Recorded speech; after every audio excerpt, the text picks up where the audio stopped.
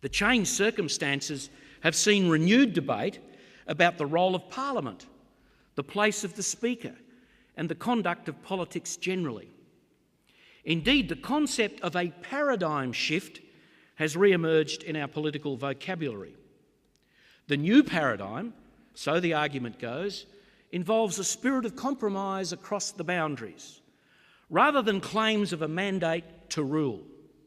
Strength in politics is being defined less in terms of the will to power and more in terms of the capacity to listen, negotiate, and influence. And we saw that played out following the election when the two leaders had to form a relationship with independents to make a government. That this would be the result of the election should come as no surprise. Never before have we seen an election that was as much about itself as it was about the issues facing the nation. The commentary was highly critical of both the major parties and their attempt at risk-free campaigning. Ideas were out and images were in. It seemed everyone was dissatisfied.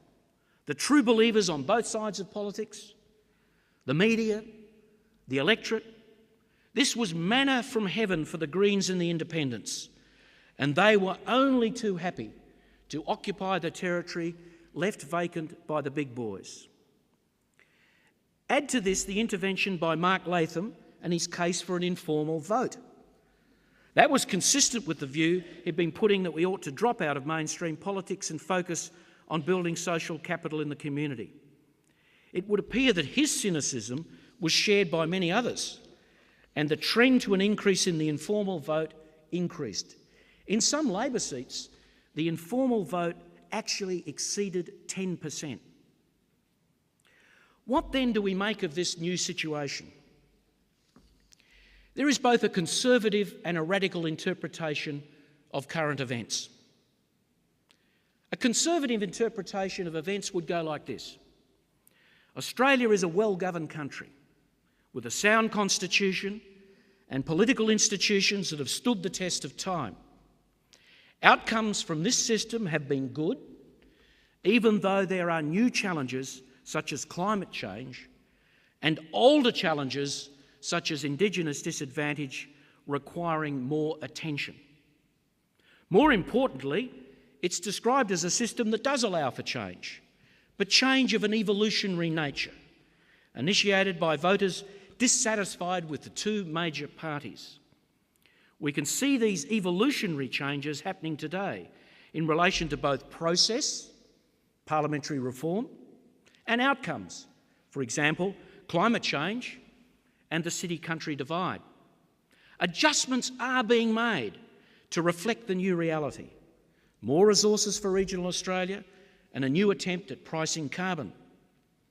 According to this view, politics will change, but only at the margins, where the Greens and the Independents are chipping away at the centrist consensus.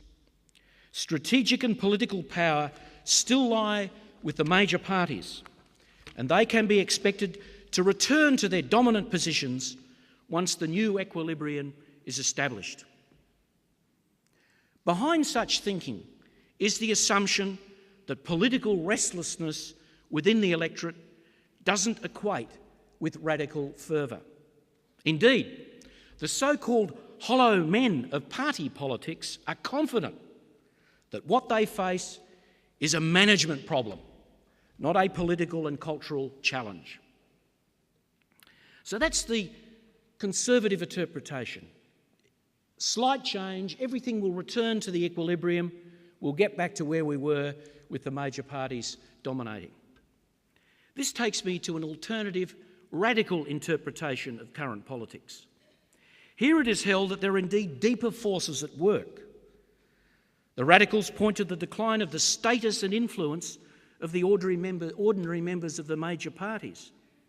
Party conferences are stage-managed affairs, and party organisations simply exist to fight elections rather than develop policy for the future. Bob would remember those party conferences, particularly the one on uranium, I remember, a fiery affair where there was real debate over what the policy would be for the future. The once powerful forces in our society, class, party and ideology, still exist, but they don't drive the system as they once did. For the radicals, politics has become like a science, the science of political management. And as such, it's a dying force in our society. No matter how hard the major parties try, they say, such organisations are incapable of regaining their stranglehold on the nation's imagination. Their mission has been played out. They are hollow and exhausted, and they're incapable of meeting the challenges of the times. They know no world other than focus groups, political slogans, and political marketing. They find cause in a limited range of policies and plenty of empty and contrived adversarialism played out in question time and through the media. Although the radicals see the major parties as the problem rather than the solution, some continue to work within for change on issues like party democracy, party finance, policy development. For example, there has been talk recently of establishing an American-style system of primaries to pre-select candidates for elections, and by so doing broadening the base for pre-selection. It is quite remarkable, however, that there are so few party activists pursuing a reform agenda within the major parties. I remember living in the UK as I did in the late 70s and early 1980s, the campaign for reform going on in the Labor Party, which produced quite a significant change in the way that they elected their leader. In and of itself, the lack of party activism within the major parties tells us something about the change in our political culture. For an increasing number today, new forms of political participation and/or allegiances are seen to be necessary if change is to be achieved. Their slogan is, vote Green or vote Independent to bring new voices into the Parliament.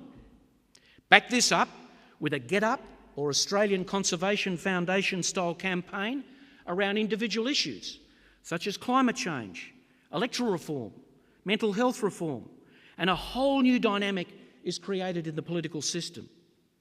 In relation to this, one can only say that it is already proved to be feasible and effective to adopt that strategy.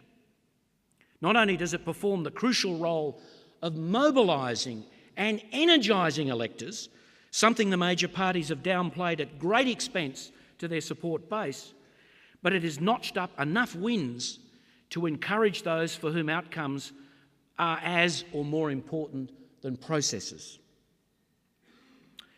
So there are the two interpretations. Everything will return to the natural equilibrium. Times have changed and we need a new approach to political engagement. Readjustment or reform? What is the answer? In order to tackle that question, we need to analyse the phenomenon of political disillusionment and disenchantment and distinguish it from disengagement. We also need to recognise that politics ought not just to be about responding to change, it should also seek to shape the world in which we live. This takes us to the question of leadership. And one of the ironies of modern politics, at the very point at which our major political leaders have emerged with more status and more influence than the parties that have created them, they've narrowed their vision to the science of political management. This is a story to which I'll return later. What is political disenchantment? Digging beneath the surface of this phenomenon, we see two sets of attitudes. One about the politicians, another about the system. What we see is declining trust in politicians, cynicism about their motives, concern about their behaviour, and/or disillusionment about the capacity of the system to deliver good results.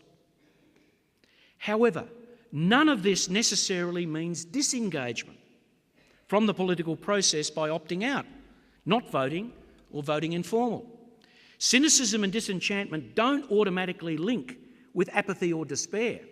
Indeed, it may be linked to greater and different levels of activity in the interests of change. But back to disengagement. It's the opposite of what we might call active citizenship. It may be that electors drop out of involvement with their parties. take little interest in what is happening in politics and stop voting or vote informal. I include voting informal, but acknowledge that for some it may be a form of political protest to shame the political class into action. What it does mean, however, is a diminution of the representational value of our political system and a weakening of the all-important link between civil society and government, so strongly supported by our institution of compulsory voting. Such political alienation is a cause for concern that warrants attention, even if one is not inclined to believe that our democracy is on the course of self-destruction. There are those that think alienation, disenchantment, step by step, we lead to the destruction of our democratic system. I, for one, don't believe we're on the edge of the precipice. I do recognise problems, and I'll go on to that soon, and can see a way through this. But part of the reason for my confidence in the future is that a good deal of the disenchantment that we've seen has not yet translated into disengagement. For all of its weaknesses, Australian democracy is robust, with those seeking change full of energy and action. Such pressure from without should force a rethink of Australian politics. My confidence, however, is qualified. What we need to analyse is what is being proposed by way of change and whether or not it will achieve what is being sought. So too do we need to ask, even if the proposed reforms could achieve their intentions, are there other negative consequences that should be part of that should be taken into account in our calculations? In other words, we need not just to analyse the viability, but also the desirability of the proposed changes.